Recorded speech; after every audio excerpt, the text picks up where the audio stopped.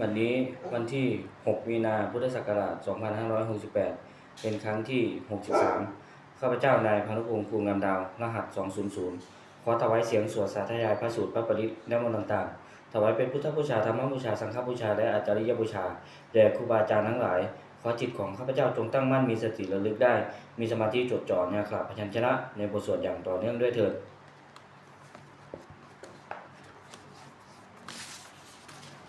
บทที่ 1 บทสวดชุมนุมเทวดาสมันตาจักวาเลสุอัตราคันจันตุเทวตาสัทธมังมุนิราชัสสะสุนันตุสักขโมคตังสักเคกาเมจรูเปคิลิสิกรตเตจันดาลิเควิมาเนทิเบรเทจักขเมตรุวนาคหะเนเคหะวัตถุมิเคเตภุมมาจายันตุเทวาชลทลวิสเมยักขคันตปนาคาติทันตาสันติเกยังมุนิวรวัจนังสาธโวมิสุนันตุธรรมัสสวนกาโลอยัมปทันตาธรรมัสสวนกาโลอยัมปทันตาธรรมัสสวนกาโลอยัมปทันตาบทที่ 2 บทบูชาพระรัตนตรัยอิมินาสกาเลนะพุทธังอภิปูชยามะอิมินาสกาเลนะธัมมังอภิปูชยามะอิมินาสกาเลนะสังฆังอภิปูชยามะบทที่ 3 บทกราบพระรัตนตรัยอรหังสัมมาสัมพุทโธภควาพุทธังภควันตังอภิวาเทมิสวากขาโตภควตาธัมโมธัมมังนัมมัสสามิสุปฏิปันโนภควโตสาวกสังโฆสังฆังนามามิบทที่ 4 บทสวดนมัสการสิทธิคาถานะโมตัสสะภะคะวะโตอะระหะโตสัมมาสัมพุทธัสสะนะโมตัสสะภะคะวะโตอะระหะโตสัมมาสัมพุทธัสสะนะโมตัสสะภะคะวะโตอะระหะโตสัมมาสัมพุทธัสสะบทที่ 5 บทสวดไตรสรณคมนปาฐะพุทธังสรณังคัจฉามิธัมมังสรณังคัจฉามิสังฆังสรณังคัจฉามิทุติยัมปิพุทธังสรณังคัจฉามิทุติยัมปิธัมมังสรณังคัจฉามิทุติยัมปิสังฆังสรณังคัจฉามิตติยัมปิพุทธังสรณังคัจฉามิตติยัมปิธัมมังสรณังคัจฉามิตติยัมปิสังฆังสรณังคัจฉามิบทที่ 6 บทสวดสัจจกริยาคาถา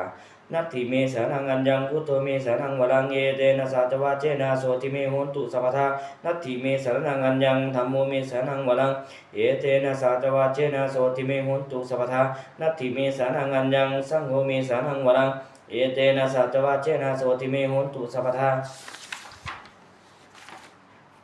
บทที่ 7 บทสวดมหาสมัยสูตรเอวังเมสุตังเอกังสมยังภควาสเกสุวิหารติกปิลวัตถุสมิงมหามเนมหตาภิกขุสังเกนะสัตถิมัจจมาเตหิภิกขุสเตหิสัพเพหิวะอรหันเตหิทัสหิจโลกธาตุหิเทวตาเยปุยเยนะสันนิปาติตาโหติภควันตังนาสนายาภิกขุสังฆัญจาอัตโกจตุนังสุทาวาสกายิกานังเทวานังเอตตะโหเสียยังโคภควาสเกสุวิหารติกปิลวัตถุสมิงมหามเนมหตาภิกขุสังเกนะสัตถิมัจจมาเตหิภิกขุสเตหิสัพเพหิวะอรหันเตหิทัสหิจโลกธาตุหิเทวตาเยปุยเยนะสันนิปาติตาโหติภควันตัง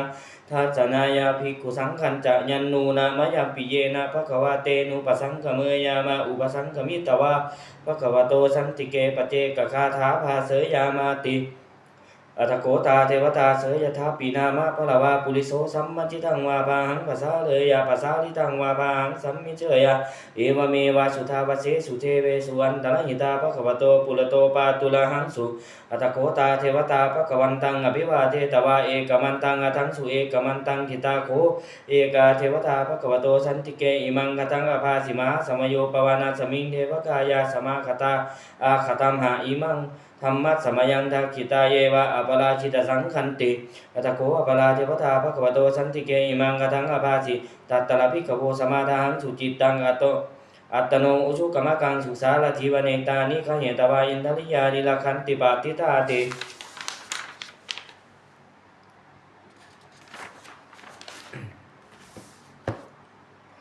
อัตโกปลาเทวตาภควโตสันติเกอิมังกทังอภาสิเจตวาขีลังเจตวาปริกังอินทขีลังโอหจมะเมชาเตจรันติสุทาวิมาลาจักุมตาสุทันตาสุสูนาคาติอัตโกอปลาเทวตาภควโตสันติเกอิมังกทังอภาสิเยเกจิพุทธังสรณังกัตเสนเตกมิสันติอปายภูมิงปหายะมนุสังเทหังเทวกายังปริบุเรนสันติเตอัตโกภควา ภิกขุอามันเตสิเยปุเยนะภิกขเวทัสสะสุโลกธาตุสุเทวตาสันนิปติตาโหนติตถาคตังทัสสดายาภิกขุสังคัญจเยปิเตภิกขเวอหิสุงอติธรรมทานังอรหันโตสัมมาสัมพุทธาเตสัมปีภคะวันตานังเอตปรามเยวะเทวตาสันนิปติตาหิสุงเสยถาปิมัยหังเอตระหิเยปิเตภิกขเวภวิสันติอนาคตมัตตานังอรหันโตสัมมาสัมพุทธาเตสัมปีภคะวันตานังเอตปรามเยวะเทวตาสันนิปติตาภวิสันติเสยถาปิมัยหังเอตระหิอาติคิดสามิภิกขเวเทวกายานังนามานิกิตติคิดสามิภิกขเวเทวกายานังนามานิเทสิสามิภิกขเวเทวกายานังนามานิตังสุนาตัสสะทุกขังมนสิกโลทภาสิสามิติเอวันพันเตติโกเตภิกขุภควโตปัญจันโสสุงภควาเยตถะโวจา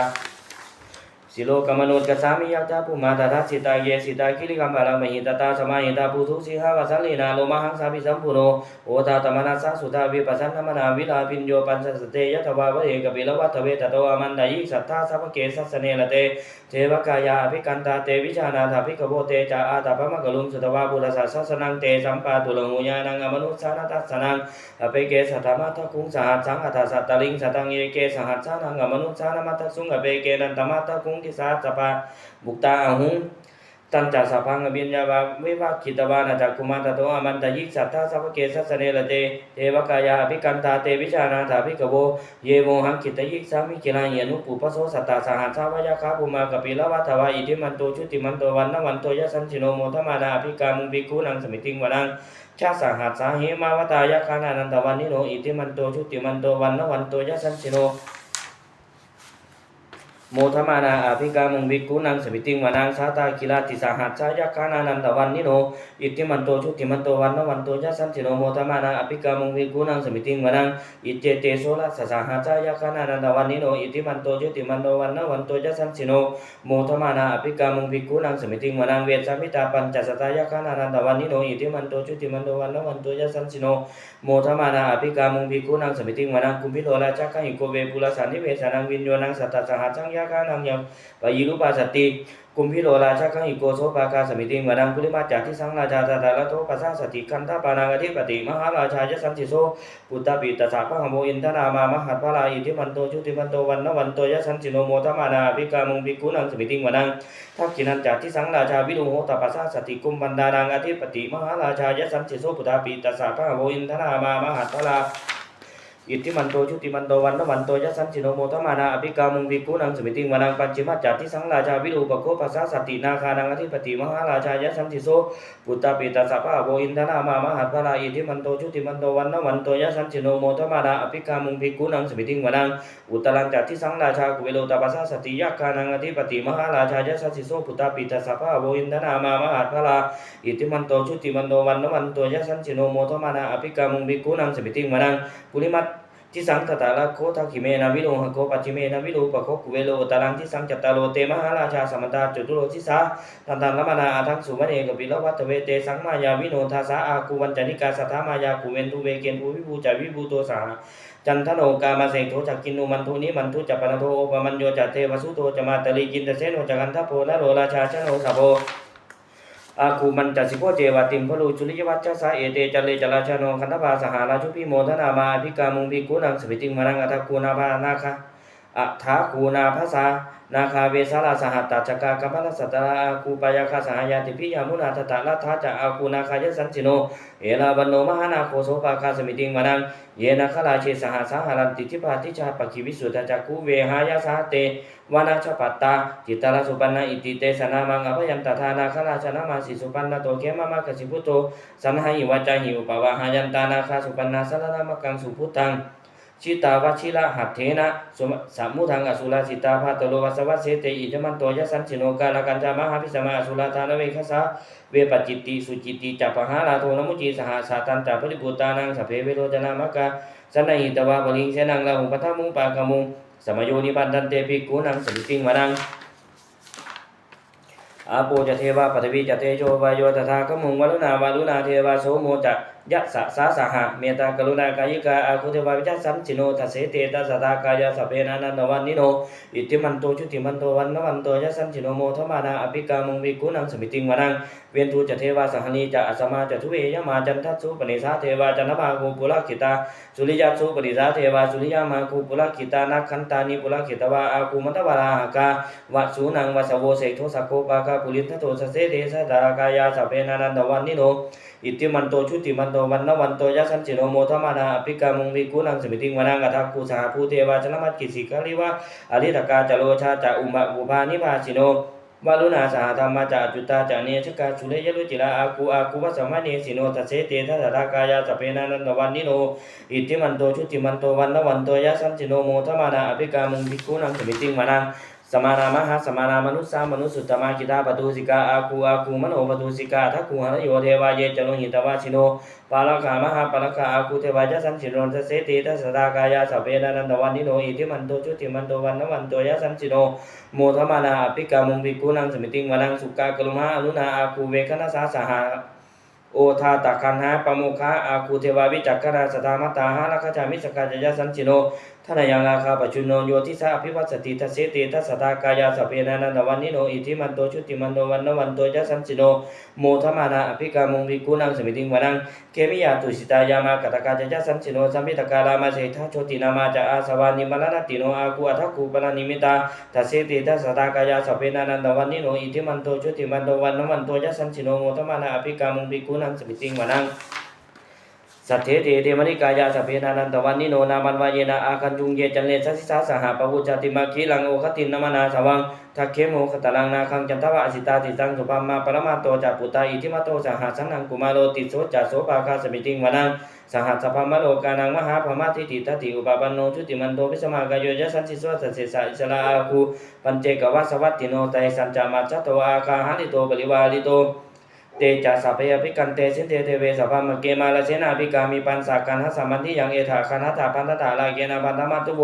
สมันตาปฏิวาเดธามาโวมุจิตโกจินังอิติตถามหาเสโนกันหเสนังอเปสยิปารินาตระมหัจจาสะลังกัตตวานะเพลวังยะธาปพุสโกเมโคทะยันโจจวิชุโกตถาโสปจุราวัตติสังคุตวะสยังวะเสตัจจะสัพพังอภิญญายาวะภกิตวานะจักขุมาตโตอามันตยิสัทธาสาวเกสัสเนลเตมาลเสนาภิกันตาเตวิชานาสาภิกโวเตจะอาตาปะมะกะลุงสุตวาพุทธศาสสนังวิตระเกหิมกามุงเนสังโลมปิอินชยุงสัพเพวิชตาสังนามาพยาติตายัสสันสิโนโมทันติสหพุเตหิสาวกาเตชะเนสุตาติ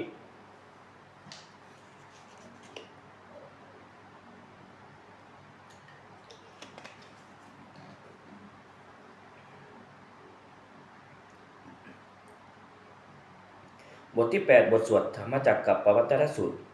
เอวังเมสุตังเอกังสมัยังภควาปาราณสียังมิหารติอิสิเปตเนมิกดาเยตระโคภควาปัญจวัคคีเยภิกขุอามันเตสิเทวเมภิกขเวอัตตาปันปจิตเตนะนาเสวิตัพพาโยจายังกาเมสุกามสุขัลลิกานุโยโคเฮโนคัมโมโปทุนจติโกอนาลิโยอนันตสันนิโตโยจายังอัตตกิละมัทานุโยโคทุกโกอนาลิโยอนันตสันนิโตเอเตเตภิกขเวอุปันเตโนปกัมมามัจฉิมาปฏิปทาตถาคเตนะอภิสัมพุทธาจักขุกรณียานะกรณีอุปสมายาปิญญายาสัมโพธายานิบาณายาสังวัตติ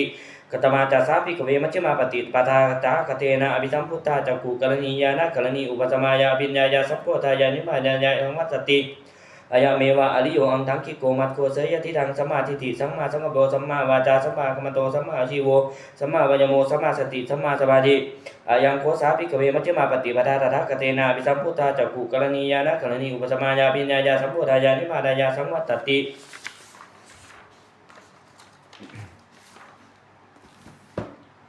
อิทังโขปนาภิกขเวทุกขังอริยสัจจังชาติปิทุกขชราปิทุกขังมรณัมปิทุกขังโสกปริเทวทุกขะโทมนัสสุปายาสาปิทุกขะปิเยหิสัมโยโคทุกโขปิเยหิวิปโยโคทุกโขจัมปิชังนรพันติตัมปิทุกขังสังกิตเตนะปัญจุปาทานะขันธทุกขะอิทังโขปนาภิกขเวทุกขสมุทัยโยอริยสัจจังอายังตัณหาปุโรปวิกานันทิราคสังหตาตัตตะละตัตตะลาเสพินันทินีเสยทิทังกามตัณหาภวตัณหาวิภวตัณหาอิทังโขปนาภิกขเวทุกขนิโรโทอริยสัจจังโยตัสสะเยวตัณหายาเสสะเวนะคนิโรโทจักโคปตินิสังโฆมุติอนาลโยอิทังโขปนาภิกขเวทุกขนิโรทกามินีปฏิปทาอริยสัจจังอายะเมวะอริโยอังทังคิโกมัตโคเสยทิทังสัมมาทิฏฐิสัมมาสังกัปโปสัมมาวาจาสัมมากัมมันโตสัมมาอาชีโวสัมมาวายโมสัมมาสติสัมมาสมาธิอ อีทังทุกขังอริยสัจจันติเมภิกขเวปุเปอนันโนสุเตสุธัมเมสุจักขุงอุตปาทิญาณังอุตปาทิปัญญาอุตปาทิวิชาอุตปาทิอโลโกอุทธาปาทิตังโขปนิทังทุกขังอริยสัจจังปริญเยยันติเมภิกขเวปุเปอนันโนสุเตสุธัมเมสุจักขุงอุตปาทิญาณังอุตปาทิปัญญาอุตปาทิวิชาอุตปาทิอโลโกอุทธาปาทิตังโขปนิทังทุกขังอริยสัจจังปริญญาตันติเมภิกขเวปุเปอนันโนสุเตสุธัมเมสุจักขุงอุตปาทิญาณังอุตปาทิปัญญาอุตปาทิวิชาอุตปาทิอโลโกอุทธาปาทิ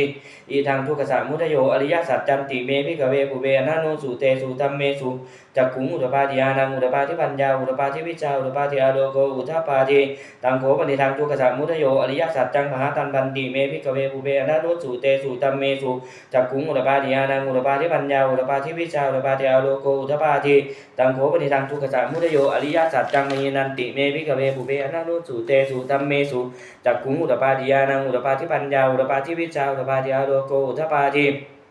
อีทังทุกขนิโรโทอริยสัจจันติเมภิกขเวปุเปอนันโนสุเตสุธัมเมสุจักขุงอุตปาทิญาณังอุตปาทิปัญญาอุตปาทิวิชาอุตปาทิอโลโกอุทธาปาทิตังโขปนิทังทุกขนิโรโทอริยสัจจังสัจจิกาตัมพันติเมภิกขเวปุเปอนันโนสุเตสุธัมเมสุจักขุงอุตปาทิญาณังอุตปาทิปัญญาอุตปาทิวิชาอุตปาทิอโลโกอุทธาปาทิตังโขปนิทังทุกขนิโรโทอริยสัจจังสัจจิกะตันติเมภิกขเวปุเปอนันโนสุเตสุธัมเมสุจักขุงอุตปาทิญาณังอุตปาทิปัญญาอุตปาทิวิชาอุตปาทิอโลโกอุทธาปาทิอีทังทุกขนิโรธคามินีปฏิปทาอริยสัจจันติเมภิกขเวปุเปอนันโนสุเตสุธัมเมสุจักขุงอุตปาทิญาณังอุตปาทิปัญญาอุตปาทิวิชาอุตปาทิอโลโกอุทธาปาทิตังโขปนิทังทุกขนิโรธคามินีปฏิปทาอริยสัจจังภเวตันตันติเมภิกขเวปุเปอนันโนสุเตสุธัมเมสุจักขุงอุตปาทิญาณังอุตปาทิปัญญาอุตปาทิวิชาอุตปาทิอโลโกอุทธาปาทิ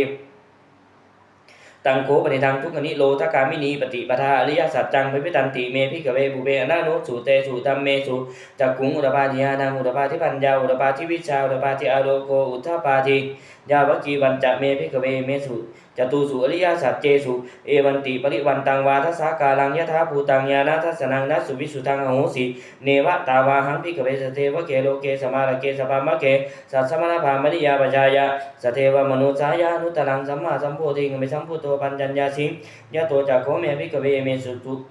ยะโตจักโขเมภิกขเวเมสุจตุสุอริยสัจเจสุเอวันติปริวันตังวาทัสสากาลังยถาภูตังญาณทัสสนังสุวิสุทังอโหสิอาทาหังภิกขเวสเทวะเกโลเกสมาระเกสภามะเกสัสสมณภามณิยาปชายาสเทวมนุสายาอนุตตรังสัมมาสัมโพธิงเมสัมพุทโธปัญญญาสิงญาณัญจปนะเมทัสสนังอุตปาทิอกุมปาเมวิมุตติอยันมติมาชาติทัตติธานิอุปนันพโวติอิธัมมโวจัปปะคะวาอันตมนาปัญจวัคคียาภิกขุภควโตภาสิตันอภินันตุอิมัสสมินจัปปนะเวยา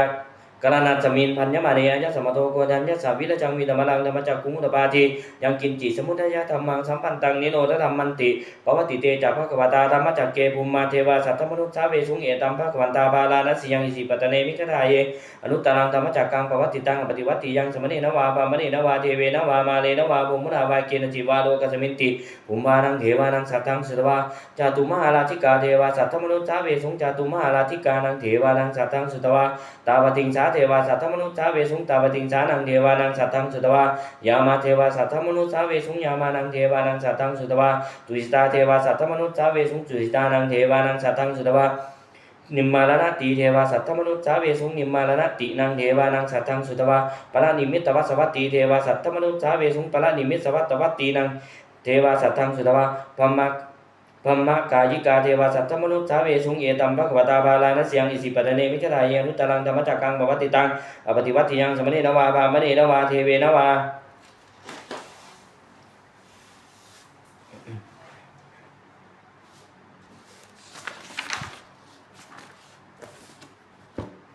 มาเลนะวาภูมุนาวาเกณจิวาโลกัสมินติอิติหะเตนะคะเนนะเตนะมูหุเตนะยาวะพมโลกาสัตโตอัมพุนกันชีอายัมจาทัสสะหัสสีโลกธาตุสังกัมปิสังปะกัมปิสัมปเวทีอปมาโนจะโอลาโลโอบาโสโลเกปาตุละโหสิกัมอติกัมเมวะเทวานังเทวานุภาวังอัตโกภควาอุทานังอุทาเนสิอัญญาสิวัตโพโกทันโยอัญญาสิวัตโพโกยันโยติอิติหิหังอายัสสมโตโกทันยัสสะอัญญาโกทันโยเตวะนามังอโหสิติบทที่9บทสวดพุทธานุสติอิติปิโสภะคะวาอะระหังสัมมาสัมพุทโธวิชาจารณะสัมปันโนสุขโตโลกวิทูอนุตตโรปุริสธรรมสารติสัทธาเทวมนุษย์สานังพุทโธภะคะวาติ ทที่10บทสวดธรรมานุสติสวากขาโตภควตาธัมโมสัทธิติโกอากาลิโกเอหิปัสสิโกโอปนัญิโกปัจจัตตังเวทิตาโพเมญโยเอเตบทที่11บทสวดสังฆานุสติสุปฏิปันโนภควโตสาวกสังโฆอุชุปฏิปันโนภควโตสาวกสังโฆยายะปฏิปันโนภควโตสาวกสังโฆสามีจิปฏิปันโนภควโตสาวกสังโฆยะติตังจัตตาริปุริสายุกานิอัตถปุริสาบุคลาเอสะภควโตสาวกสังโฆอาหุเนโยปาหุเนยทักขิเนโยอัญชลีกะละนิโยอนุตตรังมุญญักเขตังโลกัสสาติ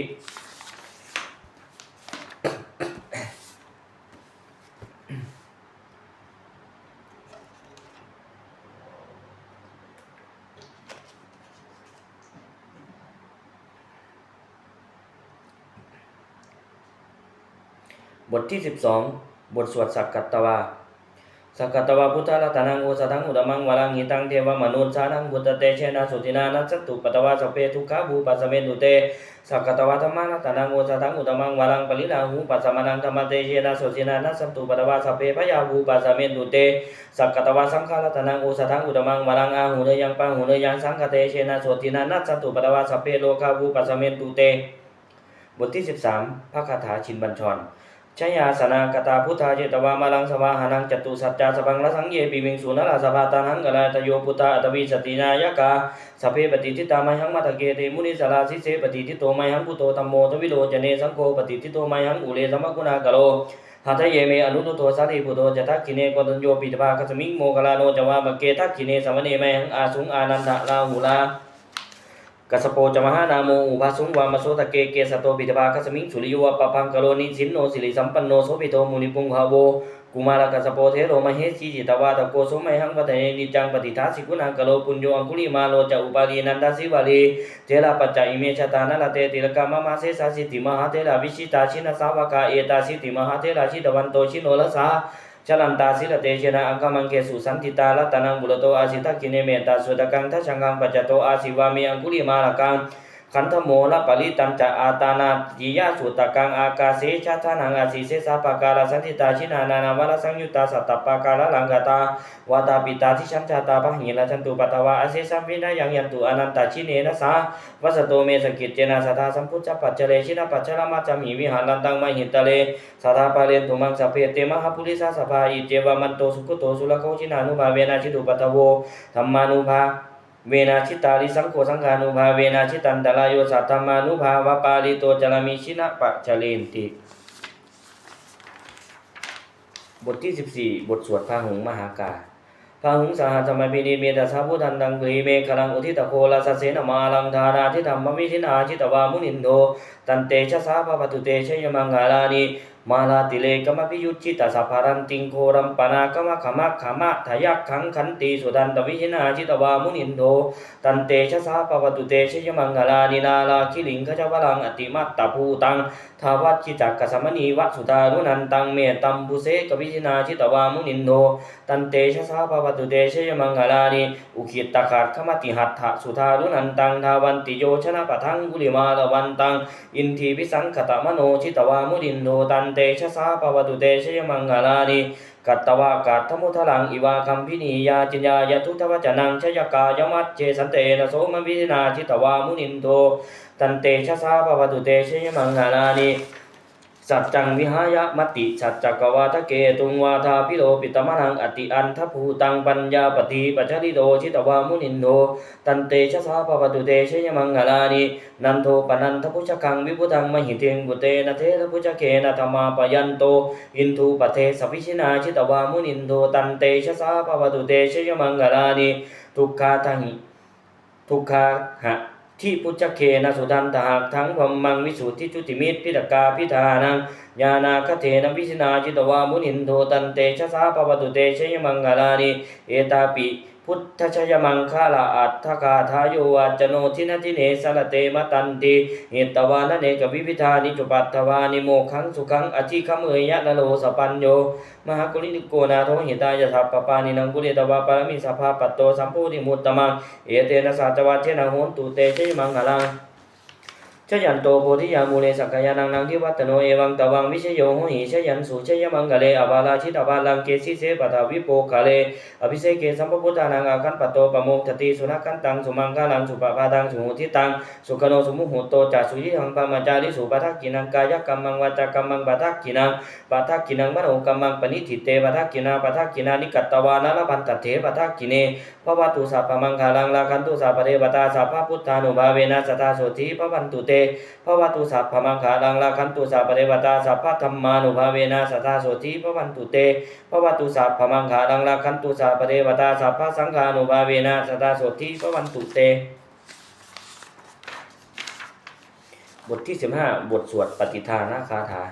เยทายวตาสันติวิหารวาสินีทูเปกะเลโพธิกะเลตหิงตาธรรมทาเนนะภวันตุปูจิตาโสติงกะโลนเตธรรมิหารมัทธะเลเชราจมัชานวกาจภิกขโวสารามิกาธนปฏิอุบาสกากามาจเทสานิกมาจอิสราสนาภูตาสุเกตาภวันตุเตชลาพุจาเยปิจอันสสะภวาสังเฉทชาตาตโวปปาติกานิยานิกังธรรมมลังปจิจเต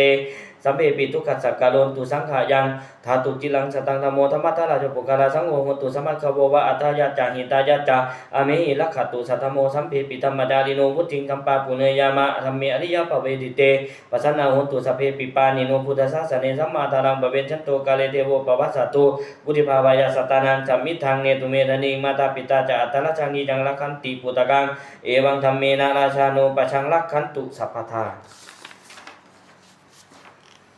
บทที่16บทสวดเทวตาอุโยชนะคาถา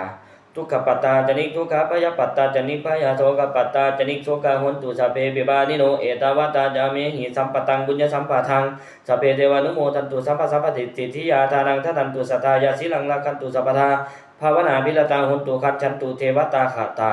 บทที่17บทสวดสุมังคลคาถาโหนตุสัพพังสุมังคะลังลักขันตุสัพพเทวตาสัพพพุทธานุภาเวนะโสติโหนตุนิรันตารังโหนตุสัพพังสุมังคะลังลักขันตุสัพพเทวตาสัพพธัมมานุภาเวนะโสติโหนตุนิรันตารังโหนตุสัพพังสุมังคะลังลักขันตุสัพพเทวตาสัพพสังฆานุภาเวนะโสติโหนตุนิรันตารังสัพเพพุทธาปรัตปัตตาปัจเจกานันจายังบาลังอรหันตานันจเตเชนะลังคังบันดามิสัพพัสโสสัพเพพุทธาปรัตปัตตาปัจเจกานันจายังบาลังอรหันตานันจเตเชนะลังคังบันดามิสัพพัสโสสัพเพพุทธาปรัตปัตตาปัจเจกานันจายังบาลังอรหันตานันจเตเชนะลังคังบันดามิสัพพัสโสสัพเพพุทธาปรัตปัตตาปัจเจกานันจายังบาลังอรหันตานันจเตเชนะลังคังบันดามิสัพพัสโสสัพเพพุทธาปรัตปัตตาปัจเจกานันจายังบาลังอรหันตานันจเตเชนะลังคังบันดามิสัพพัสโสสัพเพพุทธาปรัตปัตตาปัจเจกานันจายังบาลังอรหันตานันจเตเชนะลังคังบันดามิสัพพัสโสสัพเพพุทธาปรัตปัตตาปัจเจกานันจายังบาลังอรหันตานันจเตเชนะลังคังบันดามิสัพพัสโสสัพเพพุทธาปรัตปัตตาปัจเจกานันจายังบาลังอรหันตานันจเตเชนะลังคังบันดามิสัพพัสโสสัพเพพุทธาปรัตปัตตาปัจเจกานันจายังบาลังอรหันตานันจเตเชนะลังคังบันดามิสัพพัสโสด้วยอนุภาพแห่งสัจจะอธิษฐานอนุภาพแห่งความเพียรและอานิสงส์แห่งการบูชาพระรัตนตรัยด้วยการสาธยายบทสวดมนต์พระสูตรพระปริตและพระคาถาเหล่านี้ขอความสุขสวัสดีจงเกิดมีแก่ข้าพเจ้าขอให้พ้นจากทุกภัยทั้งปวงขอให้ข้าพเจ้าเจริญทั้งทางโลกและทางธรรม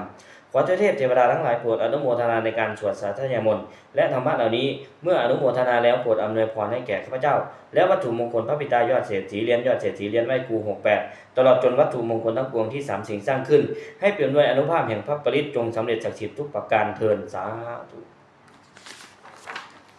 บุญกุศลของข้าพเจ้าทั้งหลายอันเกิดจากการสวดมนต์เจริญจิตภาวนาขอน้อมถวายเป็นพุทธบูชาธรรมบูชาสังฆบูชาขอบุญนี้จงส่งถึงผู้มีจิตศรัทธาร่วมสวดมนต์เจริญจิตภาวนาทุกท่านขอจงปลอดจากราชภัยทั้งปวงพ้นจากความทุกข์กายทุกใจทั้งสิ้นประสบผลสำเร็จเจริญรุ่งเรืองในหน้าที่การงานชนะต่ออุปสรรคและมารทั้งหลายสมบูรณ์พร้อมด้วยธนสารสมบัติบริวารสมบัติมีดวงตาเห็นธรรมสำเร็จในการวิปัสสนากรรมฐานเกิดปัญญาญาณเจริญ